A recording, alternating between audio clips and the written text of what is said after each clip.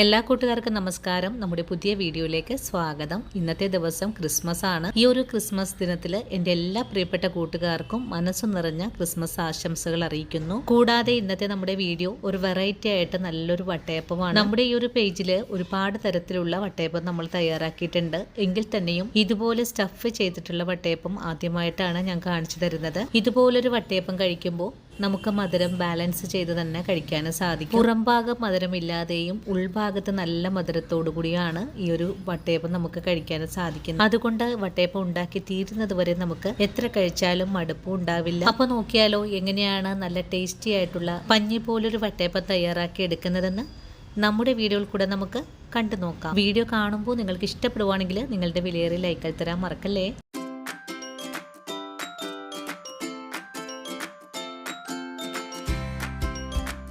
ഇനി നമുക്ക് വട്ടയപ്പം തയ്യാറാക്കാൻ തുടങ്ങാം. ഇതിനായിട്ട് ആദ്യമേ തന്നെ അരി ഒന്ന് വെള്ളത്തിൽ കുതിർത്തിയെടുക്കണം. ഞാനിവിടെ 300 ഗ്രാം അളവുള്ള പച്ചരിയാണ് എടുത്തിട്ടുള്ളത്. 1 ഗ്ലാസ് പച്ചരിയാണ് എടുത്തിട്ടുള്ളത്.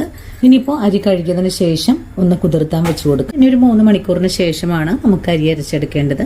അപ്പോൾ അരി ഒന്ന് കുതിർത്ത് വരട്ടെ. നമ്മുടെ പച്ചരി കുതിർത്താൻ വെച്ചിട്ട് ഒരു 3 മണിക്കൂറൊക്കെ കഴിഞ്ഞിട്ടുണ്ട് കേട്ടോ. ഇനി നമുക്കുടൻ തന്നെ പച്ചരി ഒന്ന് അരച്ചെടുക്കാം. പച്ചരി അരച്ചെടുക്കാനായിട്ട് ബ്ലെൻഡർ ജാറിലേക്ക് മാറ്റിയിട്ടുണ്ട്. നമുക്ക് 1/4 കപ്പോളം വെള്ളവും കൂടെ ഒഴിച്ചു കൊടുത്ത് പച്ചരി നന്നായിട്ടൊന്ന് അരച്ചെടുത്തിട്ട് വരാം. അങ്ങനെ നമ്മുടെ അരി ഇവിടെ അരച്ചെടുത്തിട്ടുണ്ട്. ഇനി നമ്മൾ അരിയെടുത്ത അതേ ഗ്ലാസ്സിൽ ഒരു 1/2 ഗ്ലാസോളം നാളികേരം തിരുമിയതെടുത്തിട്ടുണ്ട്. ഇതും നമുക്ക് ജാറിലേക്ക് ചേർക്കാം. 1/2 ഗ്ലാസ് തന്നെ ചോറ് കൂടി എടുത്തിട്ടുണ്ട്. നമ്മൾ ഏതു പാത്രത്തിലാണോ അരി ഇടുന്നത് അതിന്റെ 1/2 പാത്രം തന്നെ ആയിരിക്കണം ഇതിലേക്ക് ചേർക്കുന്ന നാളികേരവും ചോറും. ചോറിന് പകരമായിട്ട് അവിലും എടുക്കാവുന്നതാണ്. ഇനിയിപ്പോ ഇതിലേക്ക് അരച്ചെടുക്കാൻ ആവശ്യമായ വെള്ളം കൂടെ ഒഴിച്ചു കൊടുക്കും. 1/2 ഗ്ലാസ് വെള്ളം തന്നെയാണ് ഒഴിച്ചു കൊടുക്കുന്നത്. വീണ്ടും നമുക്ക് ബ്ലെൻഡ് ചെയ്തിട്ട് വരാം. അങ്ങനെ നമ്മുടെ നാളികേരവും ചോറും ഒക്കെ ഞാനിവിടെ അരച്ചെടുത്തിട്ടുണ്ട്. അരച്ചെടുത്ത ഈ ഒരു നാളികേരവും ചോറും ഈ ഒരു മാവിലേക്ക് തന്നെ ഒഴിച്ചു കൊടുക്കാം. അങ്ങനെ നമ്മുടെ മാവിന്റെ മിക്സിംഗ് ഇവിടെ കഴിഞ്ഞിട്ടുണ്ട്. മാവ് മിക്സ് ചെയ്ത് നോക്കാം. കറക്റ്റ് ആയിട്ടുള്ളൊരു പാകമാണ് നമുക്കിവിടെ കിട്ടിയിട്ടുള്ളത്. ഈ ഒരു ലൂസിലാണ് നമുക്ക് മാവ് അരച്ചെടുക്കേണ്ടതും. ഇനി ഇതിലേക്ക് ആവശ്യത്തിനുള്ള ഉപ്പ് ചേർക്കാം. ഉപ്പ് ചേർക്കുവാണ്. ഉപ്പ് ചേർത്ത് കഴിഞ്ഞാൽ പിന്നെ നമുക്കിതിലേക്ക് 1 ടീസ്പൂൺ അളവില് ഇൻസ്റ്റന്റ് ഈസ്റ്റ് കൂടെ ചേർക്കാം. ഇനിയിപ്പോ ഇതെല്ലാം കൂട്ടിച്ചേർത്ത് നന്നായിട്ട് തന്നെ ഒന്ന് ഇളക്കിയെടുക്കാം. മാവ് നല്ലതുപോലെ ഇളക്കി മിക്സ് ചെയ്ത് കഴിഞ്ഞാൽ ഇത് റെസ്റ്റ് ചെയ്യാനായിട്ട് മൂടി വെച്ചു കൊടുക്കാം. മാവ് പൊങ്ങി വരുന്നത് വരെയാണ് നമുക്ക് റെസ്റ്റ് ചെയ്യാൻ വെച്ചു കൊടുക്കേണ്ടത്. മാക്സിമം 1 മണിക്കൂർ കൊണ്ട് തന്നെ നമുക്കിത് പൊങ്ങി കിട്ടും. നിങ്ങൾ മാവ് കലക്കി വെക്കുന്ന ആ ഒരു സമയത്ത് നല്ല ചൂട് കിട്ടുന്ന സ്ഥലങ്ങളൊക്കെ ആണെങ്കിൽ 1/2 മണിക്കൂർ കൊണ്ട് തന്നെ മാവ് പൊങ്ങി വരും. ഇനി നമുക്ക് ഈ മാവ് വീണ്ടും ഒന്ന് റെസ്റ്റ് ചെയ്യാനായിട്ട് വെച്ചു കൊടുക്കാം. ഇന്നത്തെ നമ്മുടെ വട്ടയപ്പം ഫില്ലിങ് വെച്ചിട്ടാണ് തയ്യാറാക്കി എടുക്കുന്നത്. അപ്പോൾ നമുക്ക് ഫില്ലിങ് തയ്യാറാക്കാം. ഇനിയിപ്പോൾ ഒരു പാൻ അടുപ്പിലേക്ക് വെച്ചിട്ടുണ്ട്. പാൻ ഒന്ന് ചൂടായി വരട്ടെ. ഇപ്പോൾ നമ്മുടെ പാൻ ചൂടായി വന്നിട്ടുണ്ട്. നമുക്കിതിലേക്ക് 1.5 സ്പൂൺ അളവില് നെയ്യ് ഒഴിച്ചു കൊടുക്കാം. ഇനി ഒരു 25 ഗ്രാം അളവില് ക്യാഷ്യൂസ് ഒന്ന് ക്രഷ് ചെയ്തതാണ് ചേർത്തിട്ടുള്ളത്. ഇനി ഇതിന്റെ കൂടെ തന്നെ ഒരു ചെറിയ അരമുറി നാളികേരം തിരുമിയത് കൂടി ചേർക്കുന്നുണ്ട്. ഈ നാളികേരവും ക്യാഷ്യൂസ് കൂടെ ചേർത്ത് ഒന്ന് ഫ്രൈ ചെയ്തെടുക്കാം. നാളികേരത്തിലെ ആ ഒരു വെള്ളമയൊക്കെ ഒന്ന് വറ്റി വരുന്ന സമയത്ത് ഇതിലേക്ക് മധുരത്തിന് ആവശ്യമായ ശർക്കര ചേർക്കാം. ശർക്കര ഞാനിവിടെ ശർക്കര പൊടിയാണ് ചേർക്കുന്നത്. നിങ്ങൾക്ക് ഇപ്പോൾ ശർക്കരയാണെങ്കിൽ അതൊന്ന് വെള്ളം ഉരുക്കി അതിന്റെ ആ വെള്ളമാക്കിയിട്ട് ആ വെള്ളത്തിലേക്ക് വറ്റിച്ചതിന് ശേഷം ഇതുപോലെ നാളികേരമൊക്കെ ചേർത്താൽ മതിയാകും. ഞാനിവിടെ ഒരു 50 ഗ്രാം അളവിലാണ് ശർക്കരപ്പൊടി ചേർക്കുന്നത്. മധുരം കൂടുതൽ ആവശ്യമുള്ള ആൾക്കാർക്ക് കുറച്ചുകൂടെ ചേർക്കാവുന്നതാണ്. ഞാനിപ്പോൾ വളരെ മധുരം കുറച്ചാണ് ചെയ്തെടുക്കുന്നത്. ശർക്കരപ്പൊടിയും കൂടി ചേർത്ത് വീണ്ടും നല്ലതുപോലെ ഒന്ന് ഇളക്കി മിക്സ് ചെയ്തെടുക്കാം. അങ്ങനെ ശർക്കരയും നാളികേരവും ഒക്കെ ആയിട്ട് ഒന്ന് ചെറുതായിട്ട് മെൽറ്റായി വന്നിട്ടുണ്ട്. ഇതുപോലൊരു പാകത്തിനാണ് നമുക്ക് ചെയ്തെടുക്കേണ്ടത്. ഇനി ഉടൻ തന്നെ ഫ്ലെയിം അങ്ങ് ഓഫ് ചെയ്ത് കൊടുക്കാം. അല്ലെങ്കിൽ ഇതെല്ലാം തമ്മിൽ ഒട്ടിപ്പിടിക്കാൻ സാധ്യത കൂടുതലാണ്. ഫ്ലെയിം ഓഫ് ചെയ്ത് കൊടുത്തതിന് ശേഷം നമുക്കിതിലേക്ക് അല്പം ഏലക്ക ചുക്ക് പൊടി കൂടെ ചേർക്കാം. ഇതെല്ലാം കൂട്ടി യോജിപ്പിച്ച് ഒന്ന് ഇളക്കി കൊടുക്കാം.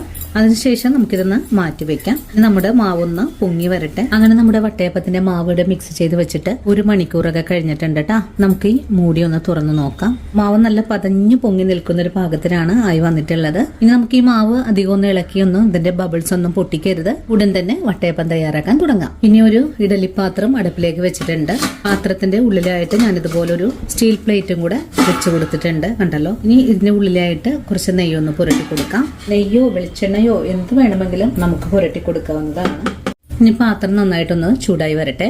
സ്റ്റീൽ പ്ലേറ്റ് ചൂടായി വന്നു കഴിഞ്ഞാൽ നമുക്ക് തയ്യാറാക്കി വെച്ചിരിക്കുന്ന മാവിൽ നിന്നും കുറച്ച് മാവ് നമുക്ക് പാത്രത്തിലേക്ക് ഒന്ന് ഒഴിച്ചു കൊടുക്കണം. ഒരു 5 തവി മാവ് ഒഴിച്ചു കൊടുത്തിട്ടുണ്ട്. ഇനി നമുക്കിതൊന്ന് മൂടി വെച്ച് കൊടുക്കാം. ഒരു 5 മിനിറ്റ് മാത്രം മൂടി വെച്ചാൽ മതിയാകും. അങ്ങനെ നമ്മുടെ വട്ടയപ്പം മൂടി വെച്ചിട്ട് ഒരു 5 മിനിറ്റ് ആയിട്ടുണ്ട്. നമുക്ക് ഈ മൂടി ഒന്ന് തുറന്നു നോക്കാം. മുകൾ ഭാഗമൊക്കെ ഒന്ന് വെന്ത് വന്നിട്ടുണ്ട്. ഇനി നമുക്കിതിന്റെ മേലെയായിട്ട് ഫ്ലെയിം കുറച്ച് വെച്ച് കൊടുത്തതിന് ശേഷം നേരത്തെ മിക്സ് ചെയ്ത് വെച്ചിട്ടുള്ള നാളികേരം വിളയിച്ചത് ചേർക്കാം. എല്ലാ ഭാഗത്തേക്കും ഒന്ന് ലെവൽ ചെയ്ത് വേണം വെച്ചു കൊടുക്കാനായിട്ട്. അങ്ങനെ നമ്മള് വട്ടയപ്പത്തിന്റെ മേലെയായിട്ട് ഇതുപോലെ ഒന്ന് സെറ്റ് ചെയ്ത് കൊടുത്തിട്ടുണ്ട്. ഇനി നമുക്ക് ബാക്കിയുള്ള മാവും ഇതിന്റെ മേലെ തന്നെ ഒഴിച്ചു കൊടുക്കാം. അങ്ങനെ നമ്മള് എല്ലാ മാവും ഒഴിച്ചു കൊടുത്തിട്ടുണ്ട്. ഇത്രയും മാവാണ് കേട്ടോ ബാക്കി ഉണ്ടായിരുന്നത്. ഒരു തവി മാവ് ഉള്ളൂ. പിന്നെ നമുക്കിത് വീണ്ടും മൂടി വെച്ച് കൊടുക്കാം. ഇനി ഒരു ഫുൾ ഫ്ലെയിമിൽ ഒരു 10 മിനിറ്റ് നേരം വെന്ത് വരട്ടെ.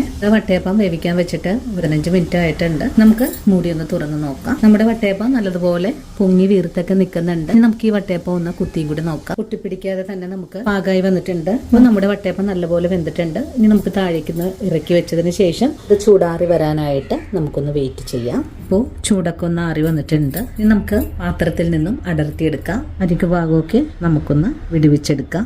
വളരെ എളുപ്പത്തിൽ തന്നെ നമുക്ക് വിടിവിച്ചെടുക്കാനും സാധിക്കുന്നുണ്ട്. എല്ലാ ഭാഗവും അരികിൽ നിന്ന് വിട്ട് കഴിഞ്ഞാൽ പിന്നെ നമുക്ക് ഇതുപോലെ ഒന്ന് മറിച്ചുകൂടി എടുക്കാം. അങ്ങനെ ഈ ഒരു ക്രിസ്മസ് ദിനത്തിൽ സ്റ്റഫ് ചെയ്തിട്ടുള്ള വട്ടയപ്പം ഇവിടെ റെഡിയാണ്. ഇനിയിപ്പോൾ മധുരം കഴിക്കാൻ ഇഷ്ടമില്ലാത്ത കൂട്ടുകാർക്ക് ഇതുപോലെയൊക്കെ ഉണ്ടാക്കി കഴിക്കുവാണെങ്കിൽ ഒരുപാട് ഇഷ്ടത്തോടു കൂടി തന്നെ കഴിക്കാനും സാധിക്കും. അപ്പോൾ ഇന്നത്തെ നമ്മുടെ വീഡിയോയും ഇത്രയേ ഉള്ളൂ. ഇനി നല്ലൊരു വീഡിയോ ആയിട്ട് നാളെ കാണാം. അതുവരെയും ഒത്തിരി സ്നേഹത്തോടെ വീണ്ടും കാത്തിരിക്കുക.